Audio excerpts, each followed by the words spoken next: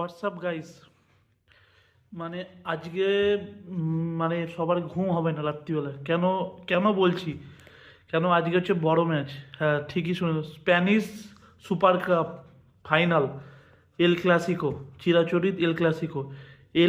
Clasico, সত্যিকারের El Clasico. যে nerve ধরে রাখতে পারবে, নার্ভ কন্ট্রোল করতে পারবে, সেই সেই এই ম্যাচ জেতে।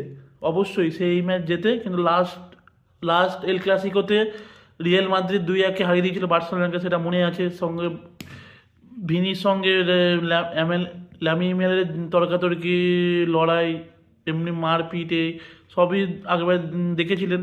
বার্সেলোনা 2-1 হেরে গেছিল। বার্সেলোনা এবার চাইবে যে বদলা নিতে, আর সেটা যদি ফাইনাল হয় সেটা তো আর কিছু বলার নেই।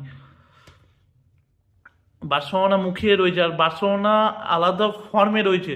যদি বলেন বার্সেলোনা আলাদা ফর্মে রয়েছে, হ্যাঁ অবশ্যই বার্সেলোনা আলাদা ফর্মে রয়েছে। কেন বলছি বার্সেলোনা আলাদা ফর্মে রয়েছে? কেন, মেন যে এই ম্যাচের, মানে যে ম্যাচ যে হচ্ছে, যে ফাইনাল যে ম্যাচ হবে, এই ম্যাচের মেন যে চেঞ্জার, গেম চেঞ্জার, সেটা বার্সেলোনায় বেশি ভর্তি।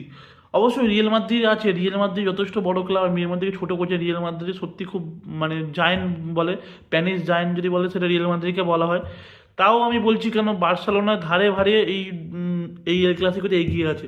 কেন আমি আপনাকে বলছি কেন, কেন মেন হচ্ছে ফুটবলে, মেন হচ্ছে মিডফিল্ড। মিডফিল্ড যে যত ভালো কন্ট্রোল করতে পারবে, যে যত ভালো করতে পারবে, সেই এই ম্যাচ জিতবে। আর মিডফিল্ডে আমি রিয়েল মাদ্রিদ কিছু মিডফিল্ডের নাম বলছি, ঠিক আছে? সম্ভাব্য একাদশ রিয়েল মাদ্রিদ কে হতে পারে? মিডফিল্ডে আছে বেলিংহাম।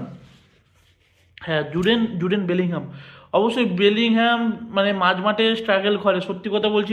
রিয়েল মাদ্রিদ যে যে লেভেলে মিডফিল্ড ছিল, Toni Kroos, Casemiro, Luka Modric, তাদের উত্তরাধিকার এখন অবধি রিয়েল মাদ্রিদ পায়নি। তারা এখন অবধি স্ট্রাগল করেই যাচ্ছে মিডফিল্ড। হ্যাঁ, বেলিংহাম, অবশ্যই বেলিংহাম যথেষ্ট পোটেন্সিয়াল প্লেয়ার, ভালো প্লেয়ার, কিন্তু যে গেম যে চালাবে, মাঝ মাঠ তো মেন গেম চালাবে, যে গেম যে চালাবে পুরো দলটাকে টেনে নিয়ে যাবে। যেমন টনি ক্রুস ছিল লুকা মদ্রিচ, যে পুরো দলটাকে টেনে নিয়ে যেত, মানে ইঞ্জিন ছিল রিয়েল মাদ্রিদ, যে পুরো টিমটাকে টেনে নেওয়ার ক্ষমতা রাখতো। সেই জায়গায় রিয়েল মাদ্রিদ এখনও ভরাট করে যেত টনি ক্রুস আর হচ্ছে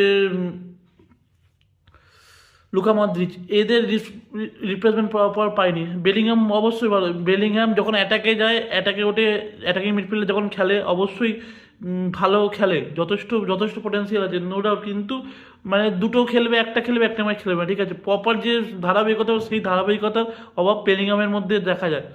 তাই যদি বলি